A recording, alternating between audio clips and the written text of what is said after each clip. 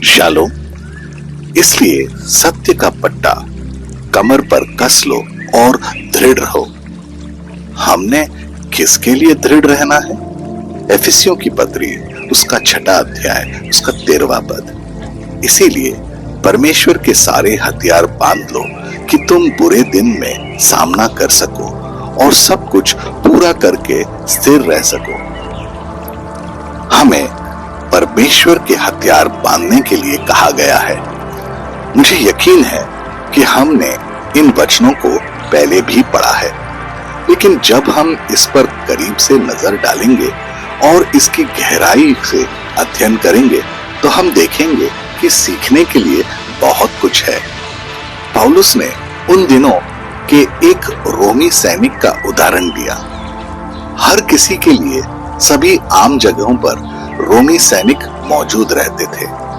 वे हमेशा युद्ध के लिए तैयार रहते थे और पौलुस हमें मसीह के शिष्यों को हम भी परमेश्वर के राज्य के सैनिक हैं और पौलुस हमें यही सिखाने की कोशिश कर रहा था। हमने भी दिन के 24 घंटे और सप्ताह के 7 दिन युद्ध के लिए तैयार रहना चाहिए, वरना हम कभी भी अपनी सुरक्षा नहीं कर सकते। और अगर हम ऐसा करेंगे तो हम बिना सुरक्षा के और कमजोर हो जाएंगे। और हमें यह कभी नहीं भूलना चाहिए कि हम शैतान के खिलाफ युद्ध लड़ रहे हैं, जो हमें सिर्फ नष्ट करना चाहता है। आज की दुनिया में हम परमेश्वर के कवच को कैसे पहन सकते हैं? मसीह के चेलों के रूप में हमें समझना चाहिए कि यह लड़ाई कितनी गंभीर है, क्योंकि इसे हम शारीरिक रूप से नहीं देख सकते, इसीलिए इसके होने वाले प्रभाव को नजरअंदाज करना आसान है। हालांकि यह बहुत खतरनाक हो सकता है जब हम खुद को परमेश्वर के कवच से लैस करना भूल जाते हैं और दुश्मन को अपने जीवन पर नियंत्रण करने देते हैं। हमें परमेश्वर की पूरे कवच की समझ होनी चाहिए। इसीलिए हम परमेश्वर के कवच के हर हिस्से को देखेंगे और उसका अध्ययन करेंगे। पहला कवच का हिस्सा जो सत्य का पट्टा है, उसके बारे में पौलुस बताता है। एफिसियों के 6 अध्याय उसके 14 पद में इसका जिक्र उन्होंने किया है। वह कह रहा है कि सत्य का पट्टा अपनी कमर में बांधकर दृढ़ रहो। परमेश्वर के संपूर्ण कवच में से हम सोच सकते हैं कि शुरुआत पट्टे से क्यों की हुई है। हालांकि पट्टा हमारे सोच से कहीं ज्यादा महत्वपूर्ण भूमिका निभाती है। पौलुस पट्टे को सत्य से क्यों जोड़ते हैं?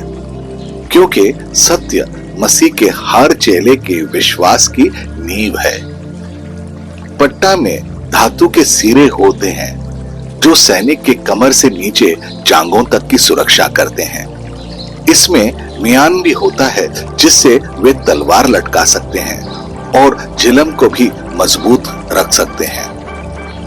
पट्टे के बिना कवच के टुकड़े सरक कर गिर सकते हैं। पट्टे सैनिक को चलने फिरने की आजादी देती है, जिस तरह सत्य हमें आजादी देती है। यूहन्ना के 8वें अध्याय उसके 32वें पद में, और सत्य को जानेंगे और सत्य तुम्हें स्वतंत्र करेगा। यीशु सत्य है जो सब कुछ एक साथ रखता है और हमें स्वतंत्र करता है। हम खुद को यीशु के सत्य के साथ बांधते हैं। क्या हमने युद्ध की तैयारी करते हुए कमर पर सत्य का पट्टा कसकर बांधा है? आइए प्रार्थना करें। सर्वशक्तिमान और दयालु प्रभु यीशु, जब हम हर दिन युद्ध के लिए तैयार होते हैं तो हम परमेश्वर के पूरे कवच को पहनते हैं।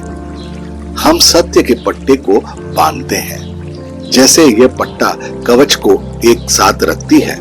प्रभु यीशु, आप सत्य हैं और आप हमारे जीवन में सब कुछ एक साथ रखते हैं। जिस तरह पट्टे को कवच के पहले टुकड़े के रूप में उल्लेख किया गया है, प्रभु हम आपको भी अपने जीवन में पहला स्थान देते हैं।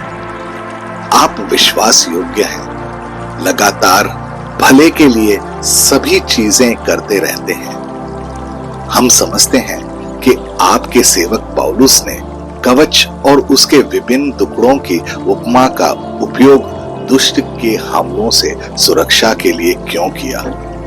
सत्य का पट्टा हमें दुश्मन के झूठ और धोखे से बचाता है। जिस तरह पट्टा सैनिक को स्वतंत्र रूप से घूमने की आजादी देता है, प्रभु यीशु आप सत्य हैं जो हमें आजाद करते हैं।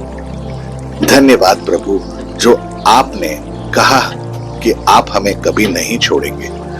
आपका युद्ध में हमारे साथ रहने के लिए हम आपको आशीर्वाद देते हैं और हम जानते हैं जय निश्चिंत हमारी है।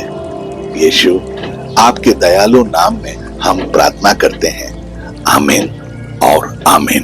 अपने दिन की शुरुआत प्रभु यीशु से करें। सब्सक्राइब कीजिए, नोटिफिकेशंस ऑन रखिए और ये दैनिक भक्ति आपको रोज मिलेगी। धन्यवाद।